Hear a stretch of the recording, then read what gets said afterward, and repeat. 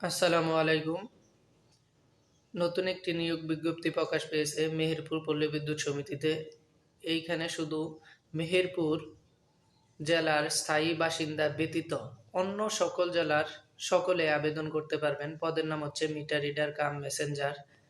শূন্য পদে লোকবল নিয়োগের জন্য মেহেরপুর পল্লী বিদ্যুৎ সমিতির ভৌগোলিক এলাকায় স্থায়ীভাবে বসবাসকারী প্রার্থী ব্যতীত বাংলাদেশে অন্য সকল জেলার যোগ্যতা সম্পন্ন প্রার্থীদের নিকট হতে নিম্নবর্ণিত শর্ত সাপেক্ষে নির্ধারিত ফর্মে স্বহস্তে পূরণকৃত আবেদনপত্র আহ্বান করা হচ্ছে।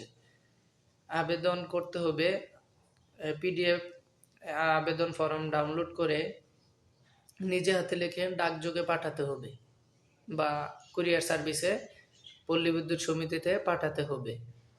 অনলাইনে আবেদন না, মূলত হচ্ছে আবেদন ফর্মটা ডাউনলোড করে নিজে আবেদন করে কুরিয়ার সার্ভিসে বা ডাকযোগে পোস্ট অফিসে দিয়ে আসলেই তারা ওই সমিতিতে দিয়ে আসবে। পদের নাম হচ্ছে মিটার রিডার কাম মেসেঞ্জার। পদের সংখ্যা হচ্ছে ৭১টি। নিয়োগকালীন এর সংখ্যা কম বেশি হতে পারে। বেতন ভাতা হচ্ছে বেতন কাঠামো ২০১৬ অনুযায়ী মাসিক মূল বেতন ১৪,৭০০ থেকে ২৬,৪৮০। মানে আপনি যখন জয়েন করবেন তখন আপনার মূল বেতন থাকবে ১৪,৭০০ টাকায়। এর সাথে অন্যান্য বাড়ি ভাড়া, যাতায়াত ভাড়া, চিকিৎসা ভাতা এই সে মিলায় মোটামুটি ২৪,০০০-২৪,০০০-এর মতো পাওয়া যাবে। এটা হচ্ছে জয়েনের সময়।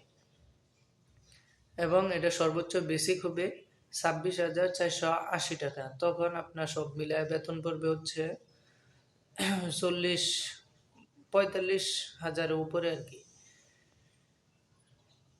সরাসরি নিয়োগের ক্ষেত্রে সর্বোচ্চ বয়সসীমা হচ্ছে ৩/১০/২০২৪ খ্রিস্টাব্দ। প্রার্থীর বয়স সর্বনিম্ন ১৮ বছর এবং সর্বোচ্চ হচ্ছে ২৫ বছরের মধ্যে হতে হবে। শিক্ষাগত যোগ্যতা ও অভিজ্ঞতা হচ্ছে শিক্ষাগত যোগ্যতা প্রার্থীকে ন্যূনতম এসএসসি বা সমমান পরীক্ষায় উত্তীর্ণ হতে হবে। প্রার্থীকে অবশ্যই সৎ, বিশ্বস্ত ও উত্তম চরিত্রের অধিকারী হতে হবে। প্রার্থীকে অবশ্যই যোগ বিয়োগ গুণ ভাগ করার দক্ষতা থাকতে হবে। প্রার্থীর সুন্দর শারীরিক গঠন এবং অবশ্যই সুঠামদের অধিকারী হতে হবে। প্রার্থীর হাতের লেখা অবশ্যই সুন্দর হতে হবে। গ্রাহকদের সাথে কাজ করার আগ্রহ থাকতে হবে। সাইকেল চালানোয় পারদর্শী হতে হবে এবং নিজস্ব বাইসাইকেল থাকতে হবে। একটা আর কি বাইসাইকেল পরবর্তীতে কিনে নিলে হবে।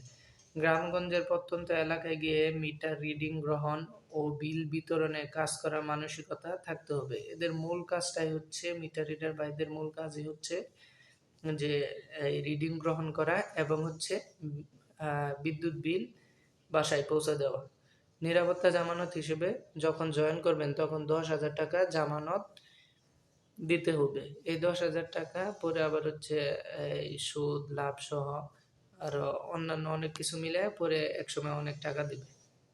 যে সকল জেলার প্রার্থীগণ আবেদন করতে পারবেন না, শুধু মেহেরপুর প্রবিশের ভৌগোলিক এলাকা মেহেরপুর, চুয়াডাঙ্গা জেলার স্থায়ী বাসিন্দা বা নাগরিকগণ এবং কুষ্টিয়া জেলার মিরপুর উপজেলার আমবাড়িয়া ইউনিয়নের নান্দিয়া, সুতাইল, নতুন সুতাইল, সুকচা এবং মালিহাদ ইউনিয়নের মল্লিকপুর, গোপীনাথপুর, ফুলবাড়িয়া, মালিহাদ, বাজিতপুর, চকহারদি ও জুটিয়াডাঙ্গা গ্রামের স্থায়ী বাসিন্দাগণ আবেদন করতে পারবেন না। মানে মেহেরপুর জেলা ব্যতীত অন্য সকল জেলায় আবেদন করতে পারবেন।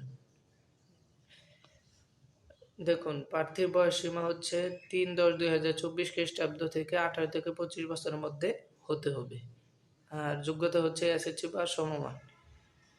সরকারি বা আধা সরকারি বা স্বায়ত্তশাসিত প্রতিষ্ঠানে যদি আপনি কর্মরত থাকেন তাহলে অনুমতিপত্র নিয়ে আসতে হবে মৌখিক পরীক্ষার সময়। প্রার্থীর